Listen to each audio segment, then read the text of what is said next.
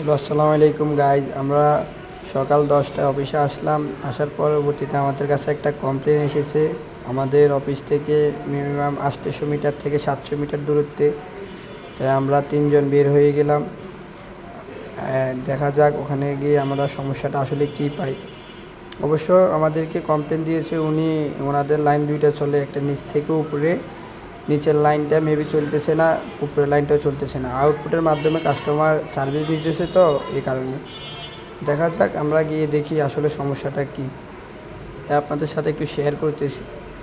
আমরা কাস্টমার বাসার সামনে অলরেডি চলে এসেছি। দেখতে পাচ্ছেন হাতের বাম সাইডে যে বিল্ডিংটা, ওইটাই ওনাদের বাসা।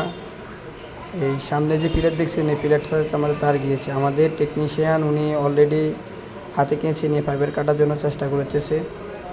হ্যাঁ, এদিকে আমাদের জুনিয়র টেকনিশিয়ান যিনি, উনি ওয়াল ক্লিপ হাতুড়া নিয়ে রেডি ফাইবার মারার জন্য। ফাইবারে ওয়াল ক্লিপ মারবে উনি। অলরেডি টেকনিশিয়ানের কাজ করতেছে। আমি এখান থেকে দেখে নিচ্ছি লিঙ্ক কত আছে। লিঙ্ক দেখছি -16 আছে। এখন আমি অনুতে লাগিয়ে নিলাম প্যাসকোডটা।